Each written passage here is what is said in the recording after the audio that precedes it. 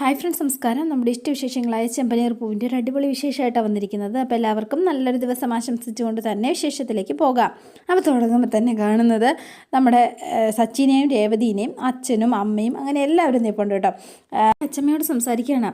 അച്ഛന് അല്ലെങ്കിൽ അച്ഛമ്മയ്ക്ക് 4 വർഷം കഴിഞ്ഞുണ്ടായതുകൊണ്ടാണ് അച്ഛമ്മയ്ക്ക് നല്ലൊരു മോനെ കിട്ടിയത്.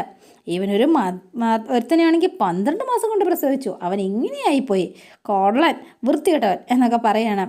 അമ്മേ എന്ന് വിളിച്ചു അനി. അപ്പോൾ കേട്ടിട്ട്, എനിക്ക് ഒരാൺകുട്ടി, നിൻ്റെ അമ്മയ്ക്ക് 3 ആൺകുട്ടികൾ, പക്ഷേ നിങ്ങൾക്ക് രേവതിയെ പോലൊരു മഹാലക്ഷ്മി പിറക്കട്ടെ എന്ന് പറഞ്ഞു. അപ്പോൾ ഭയങ്കര സന്തോഷമായി നമ്മുടെ സച്ചിക്ക്. അപ്പോൾ സച്ചി ഇങ്ങനെ ആലോചിച്ച് ഇങ്ങനെ നിൽക്കുകയാണ്. ഇത് കേട്ടിട്ട് ശ്രുതിയും ബാക്കി എല്ലാവരും ഉണ്ട്. സന്തോഷം അച്ഛമ്മേ, മഹാലക്ഷ്മി പിറന്നോട്ടെ കേട്ടോ, ഒരു കുഴപ്പമില്ല. പക്ഷേ പെട്ടെന്ന് തന്നെ ഉണ്ടാവുമോ എന്നുള്ളൊരു ടെൻഷനില്ല കേട്ടോ ഞാൻ. അതെന്താണെന്ന് വെച്ചാലേ മറ്റൊന്നുമല്ല കേട്ടോ അച്ഛമ്മേ, എനിക്ക് കുറേ കടമൊക്കെ ഉണ്ട് അച്ഛമ്മേ, അതാ എന്ന് പറഞ്ഞു. അപ്പോൾ രേവതിയുടെ മുഖം ഒന്ന് വാടി. എൻ്റെ കാറ് എന്ന് പറഞ്ഞു. ഡാ ആ ഫോണിൽ വന്നടാ എന്ന് പറഞ്ഞാൽ അച്ഛൻ ഫോൺ വാങ്ങി. അപ്പോൾ വേഗം തന്നെ രേവതി അപ്പുറത്തേക്ക് അങ്ങ് പോയി കേട്ടോ.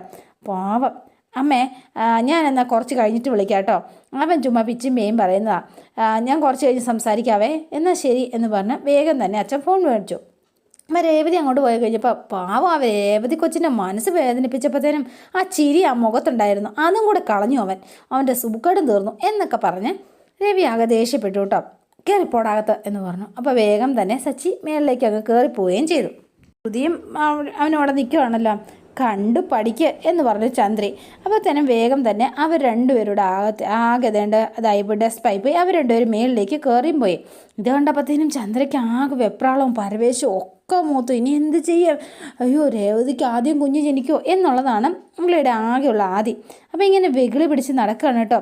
ഈ സമയത്താണ് ശ്രുതി അതിലെ അങ്ങോട്ടേക്ക് ഇറങ്ങി വരണത്. അപ്പോൾ കയ്യിൽ ജഗ്ഗുമൊക്കെ ആയിട്ടാണ് വരണത്. ഇവളെന്താ ഈ സമയത്ത് ഇങ്ങോട്ട് ഇറങ്ങി വരണത് എന്നിങ്ങനെ ആലോചിച്ചു. വന്നിട്ട്, അല്ല നീ എന്താ ശ്രുതി, നീ എവിടെ പോവാ എന്ന് ചോദിച്ചോ. ഈ സമയത്ത് നീ എന്തിനാ മുറിയിൽ നിന്ന് പുറത്തിറങ്ങിയത്? വെള്ളം എടുക്കാൻ പോവാ ആൻറ്റി. ശ്രുതി എന്താ പറയുക, അപ്പോൾ ശ്രുതി മുറിയിലില്ലേ? ഉണ്ട്, ശ്രുതി ഉറങ്ങി എന്ന് പറഞ്ഞു. ഉറങ്ങിയോ? അവൻ 10 മണിയായപ്പോഴേ ഉറങ്ങിയോ? ഷോറൂമിൽ പകൽ മുഴുവൻ ഹാർഡ് വർക്ക് ചെയ്യുമല്ലേ, ക്ഷീണം കാരണം ഉറങ്ങിപ്പോയതാ. എന്താ ശ്രുതി ഇങ്ങനെ?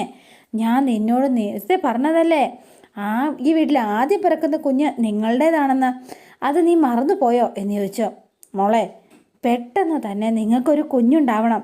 എങ്കിലേ ശ്രുതിക്ക് ചില വിഷയങ്ങളൊന്നും അറിയില്ല, എങ്കിലും നീ വേണം അവനെ പറഞ്ഞ് എല്ലാം മനസ്സിലാക്കി കൊടുക്കാൻ, മനസ്സിലായോ? അതെ, നീ വേഗം വെള്ളം എടുത്ത് മുറിയിലേക്ക് ചെല്ല്, പെട്ടെന്ന് പോ എന്ന് പറഞ്ഞു. അവസാനം ശ്രുതി വെള്ളം എടുത്തിട്ട് കയറിപ്പോവാൻ തുടങ്ങുകയാണ്. അതെ, ഞാൻ പറഞ്ഞത് മറക്കണ്ട കേട്ടോ, ഉറങ്ങാൻ വിടരുത് കേട്ടോ അവനെ എന്ന് പറഞ്ഞു. ശരി ആൻറ്റി എന്ന് പറഞ്ഞാൽ ഒരു ചിരിയൊക്കെ ചിരിച്ച് അവൾ അങ്ങ് പോയി കേട്ടോ. അപ്പം അയ്യോ, ഇവളെന്താ ഇങ്ങനെ, ഇതെന്ത് പെണ്ണാ ഇവള് എന്നിങ്ങനെ.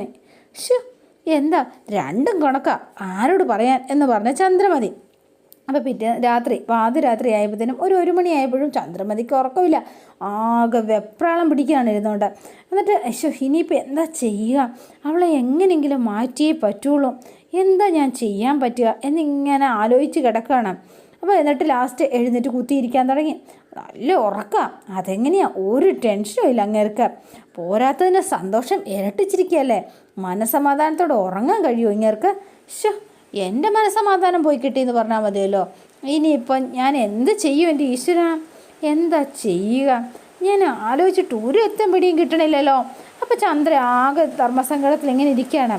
ഒരു കാര്യം ചെയ്യാം, ഭാമയെ ഒന്ന് വിളിച്ചു നോക്കാം എന്ന് പറഞ്ഞ് നേരെ ഭാമയുടെ ഫോണിലേക്ക് വിളിക്കുകയാണ്. ഇതാരും ഈ പാതിരാത്രി വിളിക്കുന്നത് എന്ന് പറഞ്ഞു ഭാമ. ഇവളുടെ ഒരു കാര്യം, സ്വസ്ഥമായിട്ട് കിടക്കാൻ പോലും ഇവൾ സമ്മതിക്കില്ലല്ലോ എന്നൊക്കെ പറഞ്ഞ് ഭാമ ഫോൺ എടുക്കുകയാണ്. ഹലോ, അതെ ഭാമേ, നീ എന്തെടുക്കാം? ഞാനോ തുണിക്കടയിൽ നിന്ന് സാരി എടുക്കുക. രാത്രി 1 മണിക്ക് നിനക്ക് വേണ്ടിയിട്ട് ആരാടി തുണിക്കട തുറന്നു വച്ചിരിക്കണത്? അപ്പം നിനക്ക് 1 മണിയായെന്ന് അറിയാം അല്ലേ? എന്നിട്ടാണോടി ഈ നേരത്തെ പിന്നെ എന്തെടുക്കാമെന്ന് ചോദിക്കേണ്ട കാര്യമുണ്ടോ? ഈ ഫോൺ നോക്കിയിരിക്കാത്ത മനുഷ്യനൊക്കെ നല്ല ഉറക്കത്തിലായിരിക്കും, മനസ്സിലായോ? അല്ലടി, എനിക്ക് ഉറങ്ങാൻ കഴിയുന്നില്ലടി. എന്ത് പറ്റി നിനക്ക്? സച്ചിയും രേവതി ഇപ്പം മുമ്പത്തെ പോലൊന്നുമല്ല. അവർ രണ്ടുപേരുമേ ഭയങ്കര വഴക്കൊന്നുമില്ല കേട്ടോ. ഇപ്പം ഭയങ്കര സ്നേഹത്തിലാണ്. എപ്പോഴും കളിയും ചിരിയും തമാശയും ഒക്കെ ആയിട്ട്. ഇത് കാരണം എനിക്ക് ഉറക്കം വരണില്ല എൻ്റെ ബാമേ. മഹാഭാവി, മകനും മരുമോളും തന്നെ സന്തോഷമായിട്ട് കഴിയുന്നത് കാണുമ്പോൾ ഉറക്കം വരുന്നില്ല എന്ന് പറയുന്ന നിന്നെയൊക്കെ എന്താ ചെയ്യേണ്ടത്? നീ എന്താ പാമേ ഒന്നും പറയാത്തത്? നീ ഉറങ്ങിയോ? അതിനിപ്പം ഞാൻ എന്തടി ചെയ്യേണ്ടത്? രണ്ടും ഇലയും മുള്ളും പോലും തന്നെ ഇരിക്കുന്നത് നല്ലത്. ഇപ്പം രണ്ടും എടുത്തു. എനിക്കിത് കണ്ടു നിൽക്കാൻ പറ്റണില്ല ബാമേ. ഞാൻ എന്താ ചെയ്യാം?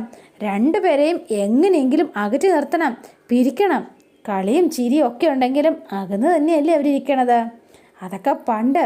പക്ഷേ ഇപ്പം അവർ ഒന്നായി ബാമേ. അതെന്താണെന്ന് വെച്ചാലേ അവൻ്റെയും അവളുടെയും നോട്ടവും ഭാവവും ഒക്കെ കാണുമ്പോൾ ഉറപ്പാട്ടോ എന്തോ ഒരു പന്തികേടുണ്ട് എന്ന് പറഞ്ഞു. രേവതി പെട്ടെന്ന് തന്നെ ഒരു കുഞ്ഞിനെ പ്രസവിക്കും എന്നുള്ളൊരു പേടിയുണ്ട് എനിക്ക്. കുറച്ച് നാളത്തേക്കെങ്കിലും രണ്ടിനെയും ഒന്ന് അകറ്റി നിർത്തണം. അവരൊന്നും ആവരുത്. അതാ അതിനെന്ത് ചെയ്യുമെന്ന് എനിക്ക് ഒരു പിടിയില്ല. നീ ഒരു ഐഡിയ പറഞ്ഞു തരുമോ? ഞാനിവിടെ ഐഡിയ വിൽക്കാൻ വെച്ചിരിക്കുകയാണോ നട്ടപ്പാതിരയ്ക്ക് വിളിച്ച് ചോദിക്കാൻ? നിനക്ക് എന്താ പറ്റിയത്? എന്തെങ്കിലും ഒരു വഴി പറഞ്ഞ് താടി പ്ലീസ് എന്ന് പറഞ്ഞു. ഞാനൊന്ന് ആലോചിച്ച് നോക്കട്ടെ. ഞാനൊന്ന് ആലോചിക്കട്ടെടി, നീ ഒന്ന് വിഷമിക്കാതെ. എന്നിട്ട് വീണ്ടും ഇങ്ങനെ കുറേ നേരം ആലോചിച്ചിട്ട് അതെ പിന്നെ ഒരു വഴിയുണ്ട് എന്ന് പറഞ്ഞു.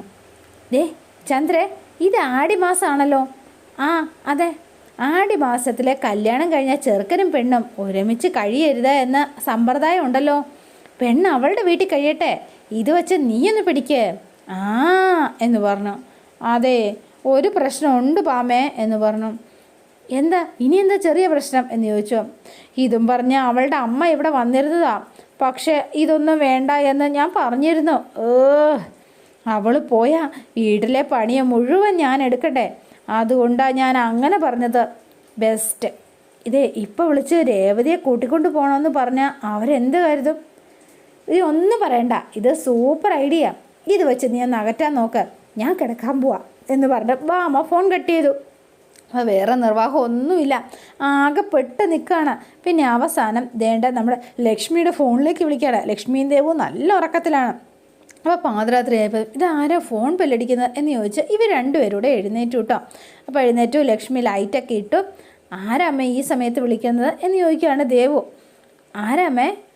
ഓ, ഇതാ ചന്ദ്രമതിയാണ് വിളിക്കുന്നത്. എന്തിനാണാവോ അവരെന്തിനാ ഈ നട്ടപ്പാതിരയ്ക്ക് വിളിക്കുന്നത്? ഇവർക്ക് എന്താ പറ്റിയത്?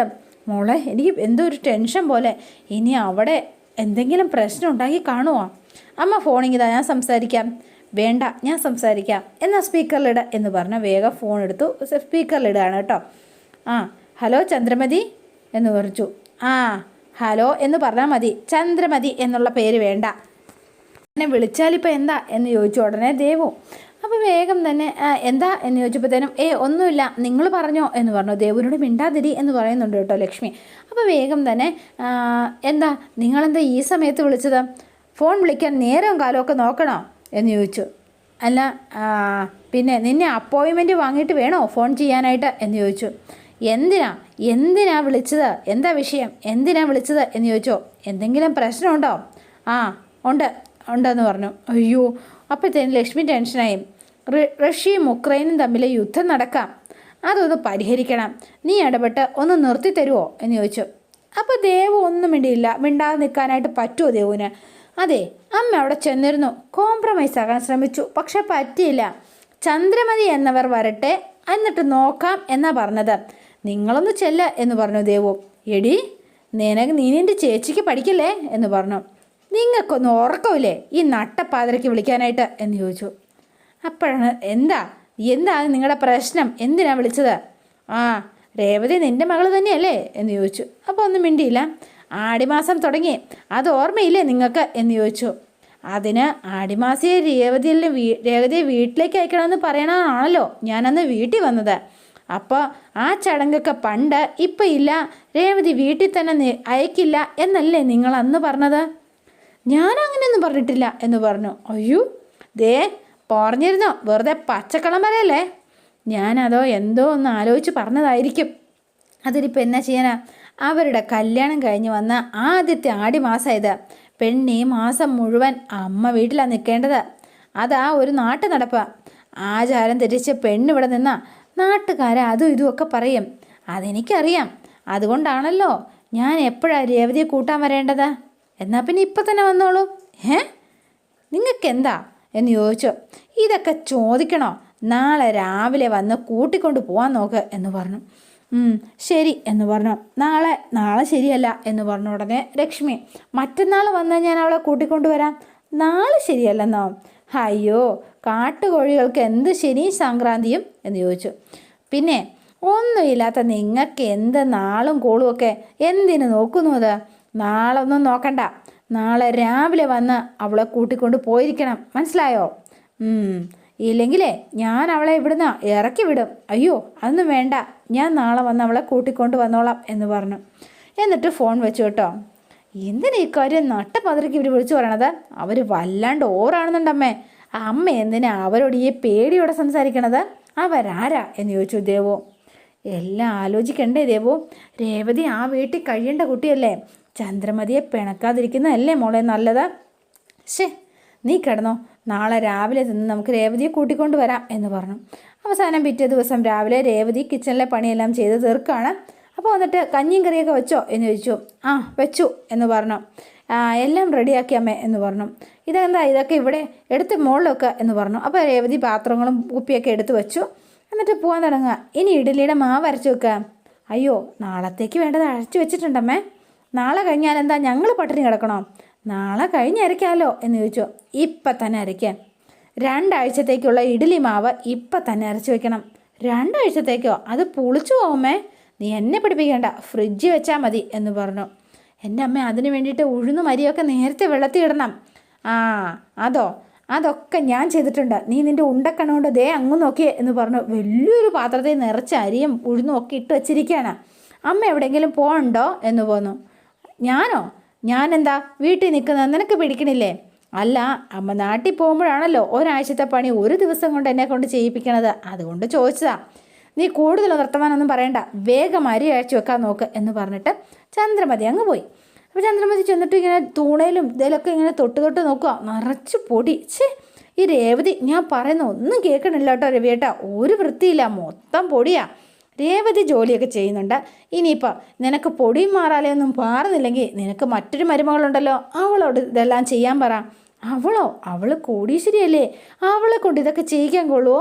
അവളിത് ചെയ്താൽ ഇതൊന്നും വൃത്തിയാവില്ലേ എന്ന് ചോദിച്ചു.